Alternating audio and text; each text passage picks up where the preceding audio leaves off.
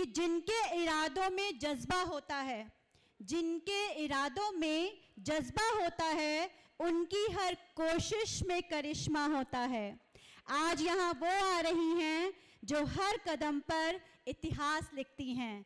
जी हाँ, मंजू शर्मा जी स्टेज पर आए और हमारे साथ अपने ज्ञान को साझा करें। सभागार में उपस्थित सभी का स्वागत और अभिनंदन, और मैं सभी को प्रणाम करती हूँ।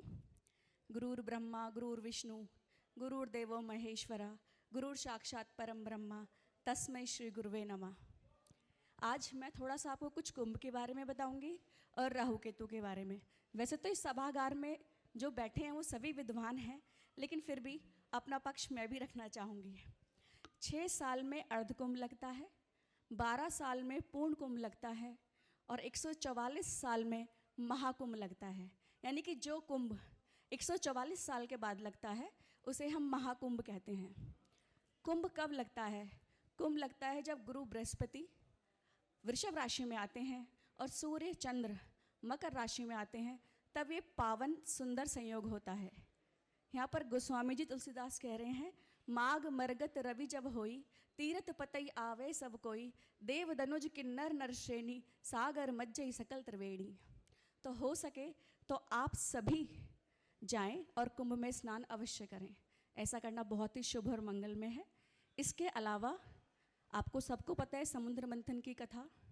जब समुद्र मंथन हुआ देवताओं और राक्षसों के बीच में, तो वहाँ से 14 रत्न निकले, जिनमें कौस्तुभ मणि निकली, ऐरावत हाथी निकले, उच्च श्रवा निकले, ऐश्वर्य को प्रदान करने वाली माँ लक्ष्मी भी समुद्र मंथन से निकली, और इसके अलावा बहुत सारी चीज़ें और निकली। बाल चंद्रमा निकले, जिन्हें भगवान शिव ने अपने मस्तक पर स्थान दिया। इसी झड़प के बीच में जब धन्वंतरी अंत में अमृत का कलश लेकर आए, तो उसके लिए झड़प हुई। राक्षसों ने कहा हम पिएंगे और देवताओं ने कहा हम पिएंगे। इंद्र के पुत्र जयंत जो भागने में बहुत तेज थे, इंद्र ने उन्हें इशारा किया कि आप अमृत का कलश लेकर जल्दी दौड़ें, जिससे कि इसे देवता पी सके। और उस झड़प में 12 वर्ष बीत गए, यानी कि मनुष्यों का 1 साल देवताओं के 1 दिन के बराबर होता है।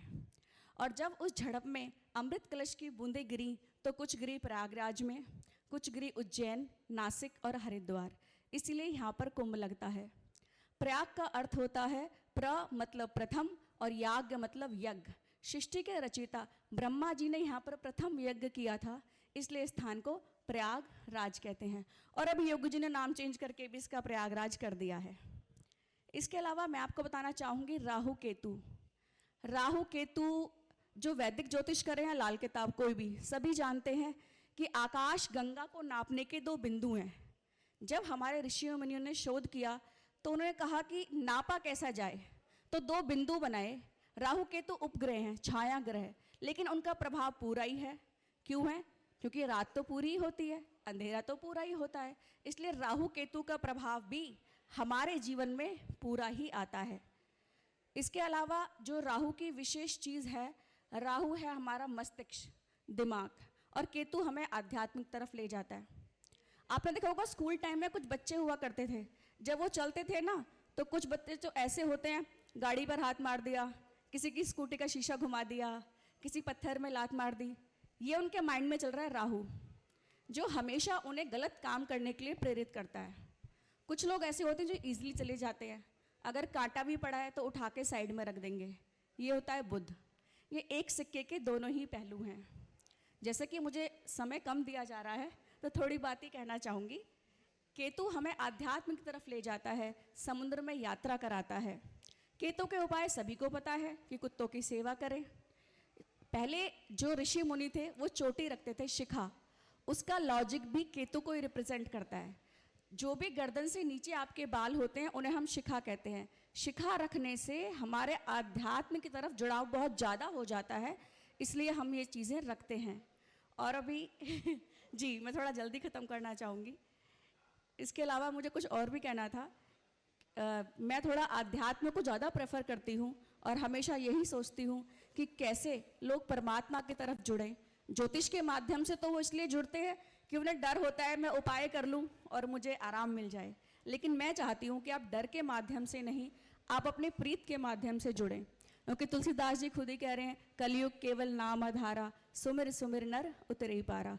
तो इसके लिए मैं थोड़ी सी और एक लाइन बोलना चाहूँगी आपको कि आप डर के कारण नहीं, आप प्रेम के कारण प्रभु से जुड़े।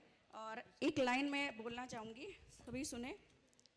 सतयुग में हरि ध्यान से रीझे, त्रेता में यज्ञ किए से, द्वापर में संतुष्ट हो प्रभु जी, विधिवत पूजा अर्घ दिए से। ज्ञान न ध्यान न यज्ञ न पूजा, स्मरण करो बस सच्चे ही ऐसे, सबसे सहज कली काल के जिसमें, मुक्ति मिले बस नाम लिए से।